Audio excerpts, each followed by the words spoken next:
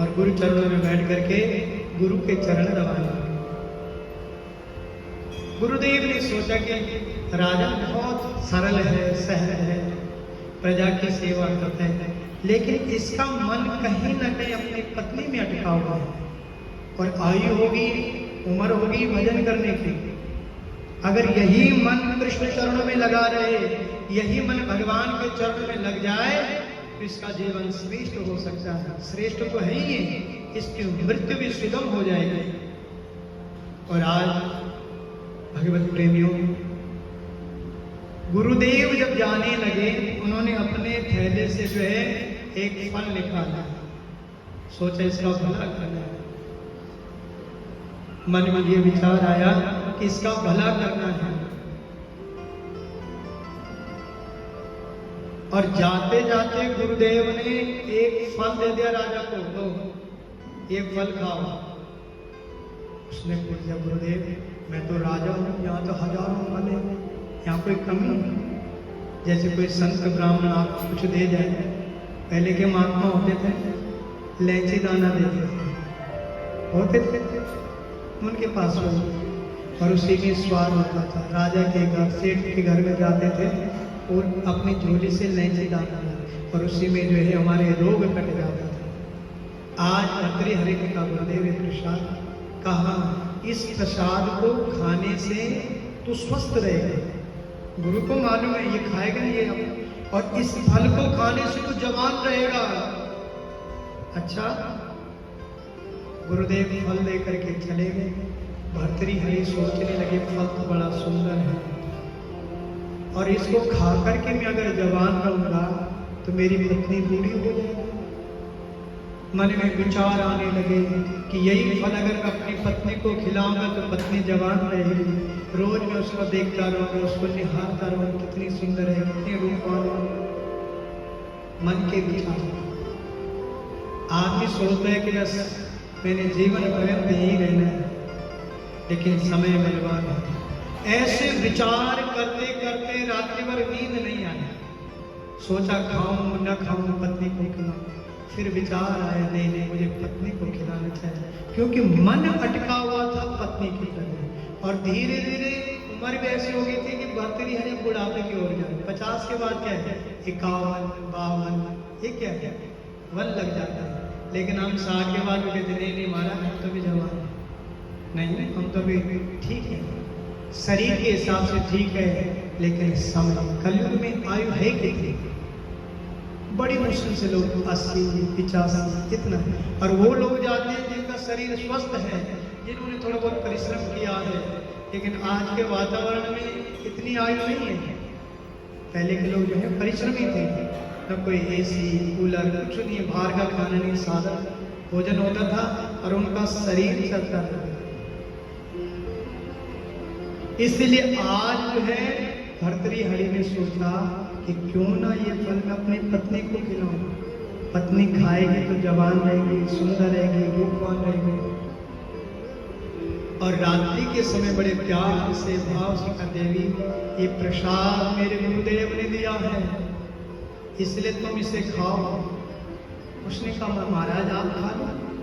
अरे देवी, इसमें विशेष गुण है, इस फल को खाने से तुम सदैव स्वस्थ रहोगे, तुम बूढ़ी नहीं हो, जवान रहो। अब देखिए संसार देखिए कैसा विचित्र है। उसने कहा, अच्छा राजा की बात को तो माननी पड़ेगी। उसने वह फल ले लिया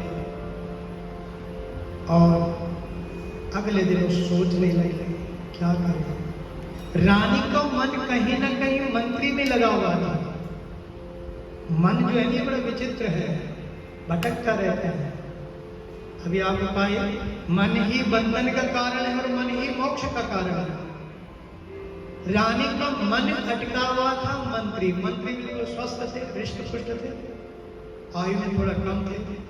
तो मंत्री का कहीं ना, रानी का कहीं ना कहीं मोह जो है मंत्री के प्रति था, मंत्री के प्रति आकर्षित थी, मंत्री से प्रेम की भावना उनके हृदय में जगती थी। रानी ने सोचा, अगर मैं ये फल अपने प्रेमी को खिलाऊं, अपने मंत्री को खिलाऊं, तो ये सदैव सुंदर रहेगा। मैं राज सिंहासन में बैठी रहूंगी राजा के साथ और इसको मैं देखती रहूंगी कि कितना सुंदर है, कितना रूपवान है। ये सदैव मेरे सामने जवान दिखेगा। और उस रानी ने, भर्तृहरि की धर्म पत्नी ने वह फल किसको दे दिया? मंत्री को दे दिया।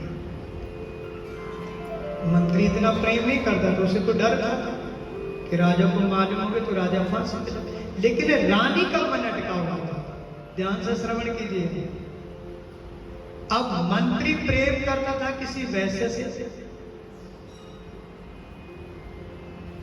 संसार के होते हैं, संसार आदमी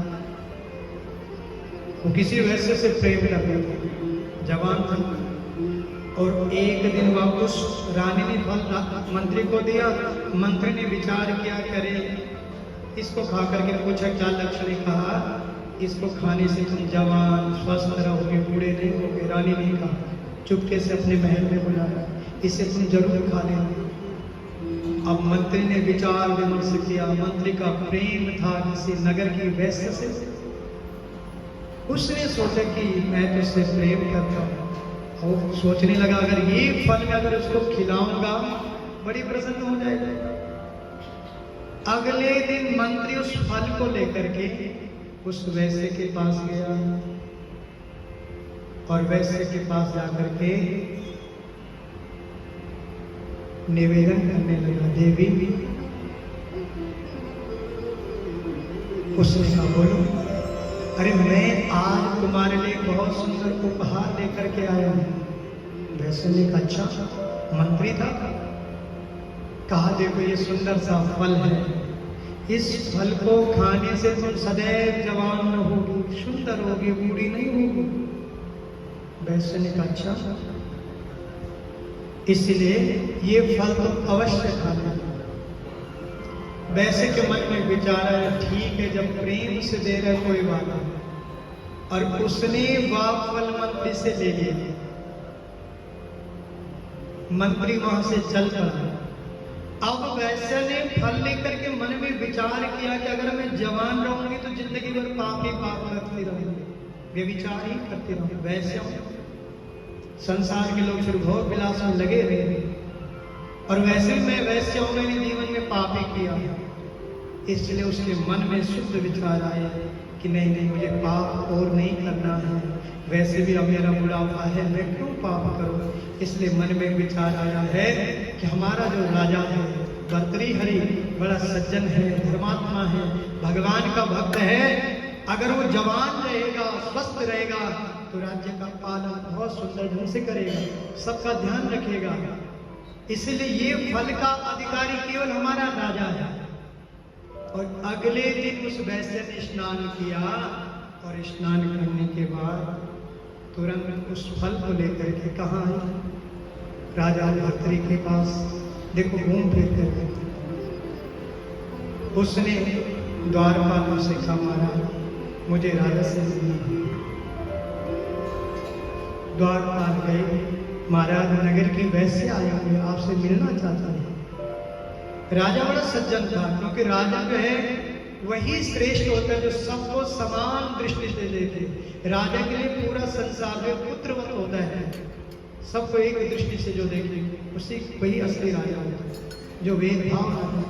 राजा ने कहा वैश्य को बुलाओ। अंदर प्रवेश किया, और जैसे ही वैश्य अंदर आया, राजा के चरणों में प्रणाम किया। गुरुदेव महाराज मेरा प्रणाम है। राजा ने कहा, देवी बैठो। सामने वैश्य बैठ गई। राजा अपने सिंहासन में बैठे। कहा, बोलो क्या बात है? महाराज गुप्त बात है, मेरी बात को आप ध्यान से सुनो। मैं आपके लिए एक सुंदर सा उपहार लेकर के आया। राजा ने कहा, अच्छा क्या उपहार है? कहा, महाराज देखिए मेरे पास हुए। उसने थैले से निकाला और सुंदर फल दिखाया। जैसे राजा ने फल देखा, राजा ने ढंग से देखा, यही है कि कुछ और है? कहीं ये दुनिया में, कहीं ये नगर में बहुत सारे फल तो नहीं बिक रहे हैं। राजा के मन में आया कहीं गुरुजी ने इसको भी तो नहीं फल दे दिए। और जैसे उसने राजा के हाथ में देखा, राजा ने घूम करके देखा, वही सेब है कोई और है। ढंग से देखा, राजा तो थोड़ी देर के लिए हिल गए। फिर राजा ने कहा, देवी सच सच बताना, झूठ मत बोलना। अगर झूठ बोलोगे तो मेरा मन दुखी होगा। बस केवल सत्य बोलना, बस मेरी प्रार्थना है। अब ये बताओ, ये फल आया कहां से? वो बड़ी समझदार थी।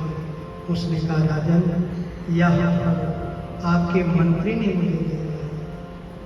राजा ने कहा, देवी तुम चले जाओ। फल लिया, द्वारपालों से कहा, जाओ मंत्री को बुला के ले आओ। और जैसे ही द्वारपाल राजा के पास और मंत्री के पास गए, महाराज आपको राजा ने बुलाया। मंत्री ने सोचा कि इस समय दिन का समय है, सोने का समय है, और इस समय क्या जरूरत पड़ेगी राजा को। तुरंत मंत्री आया, सामने राजा ने बैठाया और प्रार्थना की, महानुभाव महोदय केवल सत्य बोलना, झूठ मत बोलना। अगर झूठ बोलोगे तो मैं आपको फांसी पे लटका दूंगा। राजा कुछ भी कर सकता, फिर कानून व्यवस्था है, इसलिए सत्य सत्य बोलना। मंत्री घबरा गया। क्या जब मंत्री अंदर आ रहा था तो वैसे बाहर जा रही थी। मंत्री ने कहा, दाल में कुछ काला है। घबरा गया। और राजा ने कहा, महोदय हमारे पास जो ये फल है ये वैसे ने दिया है, और उसने आपका नाम बताया कि मंत्री ने दिया। अब ये बताओ सच सच कि तुम्हारे पास ये फल कहां से आया? अब मंत्री गले में हंस। उसने कहा, क्या करें, रानी का नाम बताते तो प्रेम खत्म हो जाएगा, और झूठ बोलेंगे तो फांसी पे लटका देंगे। उसने कहा, जो होगा देखा जाएगा। अरे बचे रहेंगे तो सब कुछ करेंगे, झूठ नहीं बोलेंगे तो राजा फांसी पे लटका देंगे। उसी समय मंत्री से पूछा, बताओ सच। उसने कहा, महाराज यह फल आपकी पत्नी ने मुझे दिया है। राजा उसी समय जो है हक्का बक्का रह गया कि जिस पत्नी से मैं इतना प्रेम करता था, जिसको मैं सोच रहा था कि ये सुंदर रहेगी, रूपवान रहेगी, गुणवान रहेगी, और इसके लिए भी जी रहा था, उसी समय भर्तृहरि को वैराग्य उत्पन्न हो गया कि वास्तव में संसार में कोई किसी का नहीं है। तभी तक आपके साथ संबंध है जब तक आपके साथ काम नहीं करता, चाहे वो गृहस्थ का हो, परिवार का हो। आप स्वयं अनुभव कीजिए, जब तक आप कमा रहे हैं सब आपका, और जब तक आपके पैसे सब आगे पीछे। टका धर्मा टका कर्म, जब तक धन है। और जिस दिन धन आपके पास, जिस दिन आप सब कुछ सौंप दोगे इधर उधर, फिर आप खटिया में बैठे थे, चिंता करते रहते थे, दान पुण्य करना था कहां से करना, क्योंकि सब कुछ आपने अपने आने वाले लोगों को दे दिया। कोई नहीं रिस्पेक्ट करता, क्योंकि ये कलयुग है, ये समय ये केवल धन प्रधान युग है, आर्थिक युग है। इसलिए जो है भर्तृहरि उसी समय सब कुछ छोड़ करके, सब कुछ, और वन में भजन करने चले। अपने भाई विक्रमादित्य को राज्य में बिठा दिया और वन में चले गए। केवल उस समय उनकी उम्र 45 और 50 वर्ष की। ऐसा दिव्य वैराग्य उत्पन्न हुआ कि भगवत प्रेम सब कुछ छोड़ करके वन में जाकर के भगवान का भजन करने लगे। और आगे जाकर के उन्होंने अनेक ऐसे जो है नीति के श्लोक, भर्तृहरि शतक नाम की पुस्तक लिखी, जिसमें जो है जीवन को कैसे जीना चाहिए, जीवन का यापन कैसे करना चाहिए, उन्होंने जो अनेक ऐसे पुस्तकों का निर्माण किया। तो कहने का तात्पर्य है कि संसार है, कोई यहीं अटका हुआ है, कोई कहीं भटका हुआ है, कहीं ना कहीं हम फंसे हुए, चाहे पुत्र के प्रति है, चाहे पत्नी के प्रति है, चाहे समाज के प्रति है। हम सोच, हम जो है संसार में जी रहे भ्रम में,